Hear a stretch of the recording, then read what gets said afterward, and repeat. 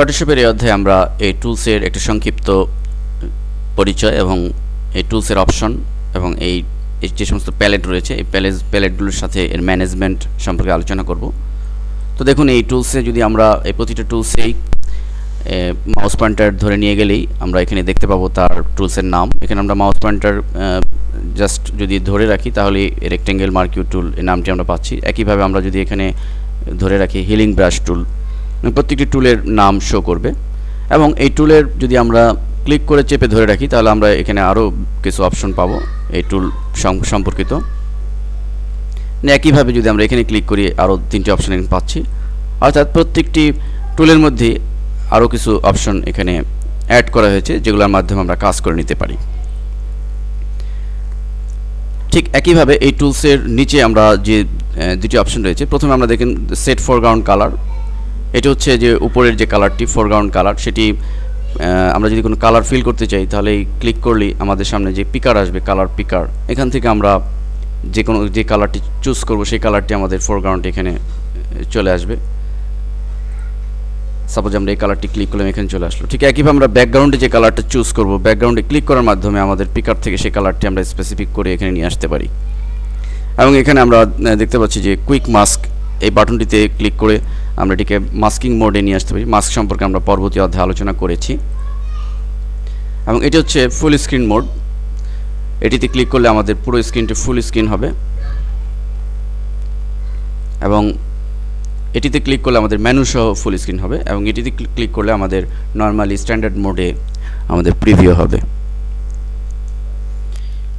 এবার দেখুন যে আমাদের এই যে টুলস সমূহ রয়েছে, এই টুলসের কিছু অপশন, এই যে কোনো টুলসে ক্লিক করলে উপরে যে আমরা বারটি দেখতে পাচ্ছি এটি হচ্ছে অপশন বার। অর্থাৎ এই যে টুলে আমরা ক্লিক করব, সাপোজ আমরা এই রেক্টেঙ্গেল মার্কিউ টুলে ক্লিক করলাম, সাথে সাথে এই রেক্টেঙ্গেল সম্পর্কিত যে সমস্ত অপশন রয়েছে সেগুলো আমরা এখানে দেখতে পাচ্ছি। এবং এই অপশনের যেমন এই অপশন বারে ফেদার, স্টাইল, তো এই অপশনকে আমরা চেঞ্জ করে অপশনের বিভিন্ন স্টাইলকে আমরা চেঞ্জ করে আমরা আমাদের সুবিধা মতো ইচ্ছে মতো আমরা ডিজাইনে ব্যবহার করতে পারি। ঠিক একইভাবে আমরা যদি পেইন্ট বাকেট টুলে ক্লিক করি, এর অপশন বার আমরা উপরে দেখতে পাচ্ছি। দেখুন এই অপশন বারে আমরা নর্মালি যেটি থাকে 100%, তো আমরা নর্মালি যদি এই কালারটি ফিল করি তো এই কালারটি আমাদের এখানে ফিল হলো। কিন্তু আমরা যদি অপশন বার একটু চেঞ্জ করে দিই, এটি সিলেক্ট করলে যে অপশন বার আসবে সেটি যদি আমরা চেঞ্জ করে আমরা এখানে সাপোজ 37% দিলাম, এখন যদি আমরা ফিল করে দিই, দেখুন পারফেক্টলি 100% কিন্তু কালারটি আসেনি। তো এভাবে আমরা অপাসিটি এবং টলারেন্স এবং মোডের যে সমস্ত স্টাইল রয়েছে সেগুলো আমরা ফিল করে দেখে নিব যে কোন স্টাইলটি এবং কোন ডিজাইনটি আমাদের প্রয়োজন।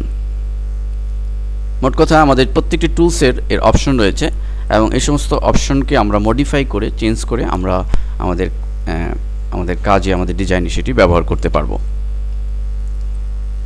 এই অপশন বারটি অত্যন্ত গুরুত্বপূর্ণ। আরেকটি কথা মনে রাখতে হবে যে অপশন বারে যদি কোনো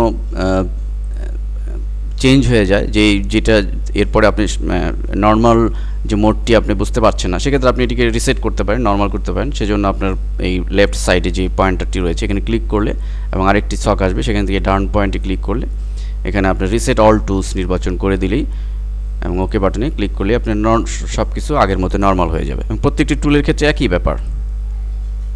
ঠিক এই পয়েন্টে ক্লিক করে আপনাকে রিসেট অল টুলস। এভাবে আমরা আমাদের এই টুলসের যে অপশন রয়েছে সেগুলোকে আমরা রিসেট করে নর্মাল করে ফেলতে পারি। ঠিক একইভাবে এই সমস্ত টুলসের সাথে আমাদের অনেক সময় লেয়ার প্যালেটের ম্যানেজমেন্ট করে কাজ করতে হবে। সে আমাদের লেয়ার 1 লেয়ার অধ্যায়ে আমরা এ সম্পর্কে বিস্তারিত আলোচনা করেছি যে কোন লেয়ারের উপর আমরা এই কালার ফিল করব। সাপোজ আমরা যদি লেয়ার 2তে ফিল করতে চাই তাহলে আমাদের এই পেইন্ট বাকেট দিয়ে লেয়ার 2 সিলেক্ট করে নিয়ে আমাদের কাজ করতে হবে। এবং এখানে মনে রাখতে হবে যে এই প্যালেটগুলো আমরা বেশ কিছু প্যালেট আমাদের প্রয়োজন হবে। এই প্যালেটগুলো থাকে সাধারণত উইন্ডো মেনুতে, আমরা উইন্ডো মেনু হতে এই প্যালেটগুলো নিয়ে আসতে পারবো। আমরা যদি লেয়ার প্যালেট না থাকে, লেয়ার ক্লিক করলে আমাদের লেয়ার প্যালেট চলে আসবে।